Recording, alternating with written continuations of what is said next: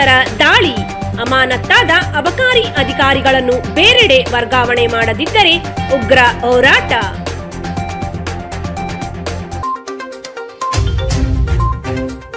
ಕಳೆದ ಸೆಪ್ಟೆಂಬರ್ 13ರಂದು ದಾವಣಗೆರೆ ಲೋಕಾಯುಕ್ತ ಪೊಲೀಸರಿಂದ ದಾಳಿಗೆ ಒಳಗಾಗಿ ಬಂಧಿತರಾಗಿ ಇದೀಗ ಜಾಮೀನಿನ ಮೇಲೆ ಬಿಡುಗಡೆಯಾಗಿ ಮತ್ತದೇ ಸ್ಥಾನಕ್ಕೆ ಬಂದು ಅಧಿಕಾರ ಚಲಾವಣೆ ಮಾಡುತ್ತಿರುವ 5 ಅಬಕಾರಿ ಇಲಾಖೆಯ ಅಧಿಕಾರಿಗಳು ಇನ್ನು 10 ದಿನಗಳೊಳಗಾಗಿ ಬೇರೆ ಜಿಲ್ಲೆಗೆ ವರ್ಗಾವಣೆ ಮಾಡದಿದ್ದರೆ ದಾವಣಗೆರೆಯ ಉಪ ಅಬಕಾರಿ ಕಚೇರಿಯ ಮುಂದೆ ಉಗ್ರ ಪ್ರತಿಭಟನೆ ಮಾಡುವುದಲ್ಲದೆ ನ್ಯಾಯಕ್ಕಾಗಿ ಹೈಕೋರ್ಟಿನ ಮೊರೆ ಹೋಗಲಾಗುವುದು ಎಂದು ಸನ್ನದುದಾರ ಡಿಜಿ ರಘುನಾಥ್ ತಿಳಿಸಿದರು. ಸುದ್ದಿಗೋಷ್ಠಿಯಲ್ಲಿ ಮಾತನಾಡಿದ ಅವರು, ನನಗೆ ಮದ್ಯದ ಅಂಗಡಿಗೆ ಪರವಾನಗಿ ನೀಡಲು ದಾವಣಗೆರೆ ಅಬಕಾರಿ ಉಪ ಆಯುಕ್ತರು ಮತ್ತು ಅವರ ಅಧೀನದಲ್ಲಿ ಬರುವ ಇತರೆ ಅಧಿಕಾರಿಗಳು 60 ಲಕ್ಷ ಕೇಳಿದ್ದರು. ಈ ವೇಳೆ ನಾನು ಲೋಕಾಯುಕ್ತಕ್ಕೆ ದೂರು ನೀಡಿದ್ದ ಹಿನ್ನೆಲೆಯಲ್ಲಿ ಲೋಕಾಯುಕ್ತರ ನಿರ್ದೇಶನದಂತೆ ಮುಂಗಡ ಹಣ 3 ಲಕ್ಷ ರೂಪಾಯಿಗಳನ್ನು ನೀಡುವ ವೇಳೆ ಅಶೋಕ್, ಸ್ವಪ್ನ, ಜೆಕೆ, ಶೀಲಾ, ಶೈಲಶ್ರೀ ಇವರನ್ನು ವಶಕ್ಕೆ ಪಡೆದು ನ್ಯಾಯಾಂಗ ಬಂಧನಕ್ಕೆ ನೀಡಲಾಗಿತ್ತು. ಆದರೆ ಇದೀಗ ಅವರು ಜಾಮೀನು ಪಡೆದು ಮತ್ತೆ ಅದೇ ಹುದ್ದೆಗೆ ಬಂದು ಅಧಿಕಾರ ಚಲಾವಣೆ ಮಾಡುತ್ತಿದ್ದು ಪ್ರಕರಣದ ಸಾಕ್ಷಿ ನಾಶ ಮಾಡುವ ಸಾಧ್ಯತೆ ಇರುತ್ತದೆ.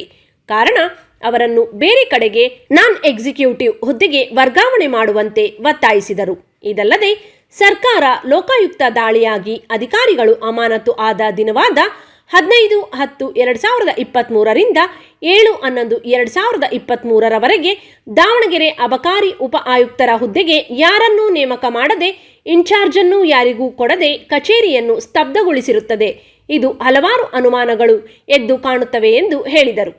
ಸರ್ಕಾರದ ಅಧಿಸೂಚನೆಯಂತೆ ಯಾವುದೇ ಅಧಿಕಾರಿಗಳು, ಸಿಬ್ಬಂದಿ ಲೋಕಾಯುಕ್ತರ ದಾಳಿಗೆ ಒಳಗಾಗಿ ಪ್ರಾಥಮಿಕ ತನಿಖೆಯ ನಂತರ ಆರೋಪಗಳು ಮೇಲ್ನೋಟಕ್ಕೆ ಸಾಬೀತಾಗಿ ಆರೋಪಿತರಾಗಿ ಅಮಾನತಿನಲ್ಲಿ ಇಟ್ಟ ನಂತರ ಅವರನ್ನು ಪುನರ್ ಸ್ಥಾಪಿಸುವ ಮುನ್ನ ಲೋಕಾಯುಕ್ತ ಅಧಿಕಾರಿಗಳೊಂದಿಗೆ ಸಮಾಲೋಚನೆ ಮಾಡಬೇಕೆಂದು ಆದೇಶವಿದೆ. ಅಂತಹ ಅಧಿಕಾರಿಗಳು ನೌಕರರನ್ನು ಈ ಹಿಂದೆ ಸೇವೆ ಸಲ್ಲಿಸಿದ ಹುದ್ದೆಗೆ ನೇಮಿಸತಕ್ಕದ್ದಲ್ಲ. ಅವರನ್ನು ಬೇರೆ ಯಾವುದಾದರೂ ನಾನ್ ಎಕ್ಸಿಕ್ಯೂಟಿವ್ ಹುದ್ದೆಗೆ ನೇಮಿಸಬೇಕೆಂದು ಹೇಳಿದೆ. ಅದರಂತೆ ಅವರನ್ನು ಬೇರೆಡೆ ವರ್ಗಾವಣೆ ಮಾಡಬೇಕೆಂದು ಒತ್ತಾಯಿಸಿದರು.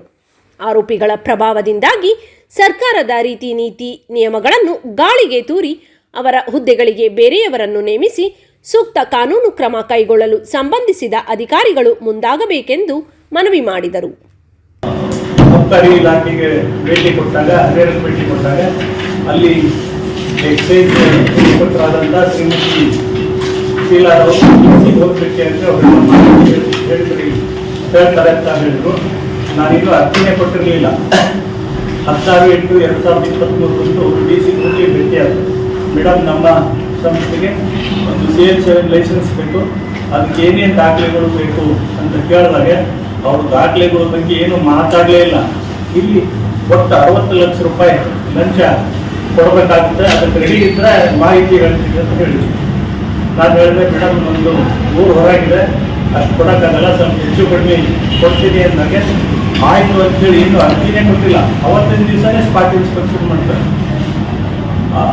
ಶೀಲಾ ಮೇಡಮ್ ಜೊತೆಗೆ ಹರಿಹರದ ರೇಂಜ್ ಇನ್ಸ್ಪೆಕ್ಟರ್ ಮತ್ತು DC ಇಬ್ಬರು ಸೇರಿ ಅವತ್ತೇ ಸ್ಪಾಟ್ ಇನ್ಸ್ಪೆಕ್ಷನ್ ಮಾಡಿ ಎಲ್ಲ ಸರಿ ಇದೆ, ಅಪ್ಲೈ ಮಾಡಿರಿ ಅಂತಾರೆ. ನಾನು 22/8 ದಾಖಲೆ ಸಮೇತ DC ಆಫೀಸಿಗೆ, ಎಕ್ಸೈಸ್ DC ಆಫೀಸಿಗೆ ಅರ್ಜಿ ಕೊಡ್ತೇನೆ. ಅಲ್ಲಿಂದ ಆರಂಭ ಆಗುತ್ತೆ. ನಂತರ PWDದು NOC ಬೇಕಂದು PWDದು NOC ತಂದುಕೊಟ್ಟ ಮೇಲೆ ಇಲ್ಲಿ ಹಣದ ವ್ಯವಹಾರ ಆಗದೆ ಹೊರತು ಏನು ಮಾಡಲಿಕ್ಕಾಗಲ್ಲ.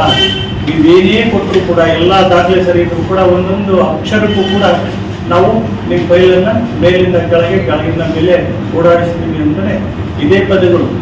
ಯಾರ ಹತ್ರ ಹೋದ್ರು ಕೂಡ 60 ಲಕ್ಷ ಇದನ್ನೇ ಹೇಳ್ತಾರೆ. ಕೊನೆಗೆ 12/10 DC ಮೇಡಮ್ ಒಂದು ಚೇಂಬರ್ನಲ್ಲೇ ಹೋಗಿ ಭೇಟಿಯಾದಾಗ ಅವರು ಕೂಡ ನೀವು 60 ಲಕ್ಷ ಹೇಳಿದ್ರಲ್ಲ ಅಂತ ಹೇಳಿದಾಗ ಅವರು ಕೂಡ ಹೌದು ಹೇಳಿದ್ದೆ, ನಾ ಮಾಡಿಸ್ಕೊಡ್ತೀನಿ, ಶೀಲಾರ ಹತ್ರನೇ ಮಾತಾಡ್ರಿ ಅಂತಾರೆ.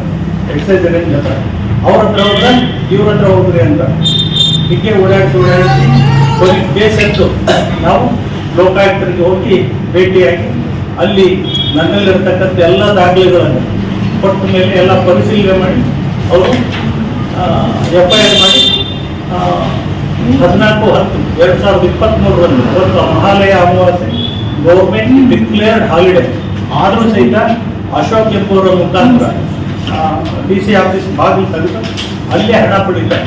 3 ಲಕ್ಷ ರೂಪಾಯಿ ಮುಂಗಡ ಹಣ. ಅವರು ರೇಟಿಂಗ್ನಲ್ಲೂ ಸಹಿತ ಬರ್ಕೊಂಡಿದ್ದಾರೆ ಯಾರ್ಯಾರಿಗೆ ಎಷ್ಟೆಷ್ಟು ಕೊಡಬೇಕು ಅನ್ನೋದ್ರ ಬಗ್ಗೆ. 14ನೇ ತಾರೀಕು ಡ್ರಾಪ್ ಆಗುತ್ತೆ. ಡ್ರಾಪ್ ಆದ ನಂತರ ಅವರು ನ್ಯಾಯಾಂಗ ಬಂಧನಕ್ಕೆ ಒಳಪಡ್ತಾರೆ. ಇಲ್ಲಿ ಒಂದು ಏನು ಆಶ್ಚರ್ಯ ಅಂದ್ರೆ 15/10 7/11/2023 ನಕ್ಷತ್ರ ಟಿವಿ ಲೋಕಲ್ ನ್ಯೂಸ್, ಇದು ನಿಮ್ಮದೇ ಧ್ವನಿ.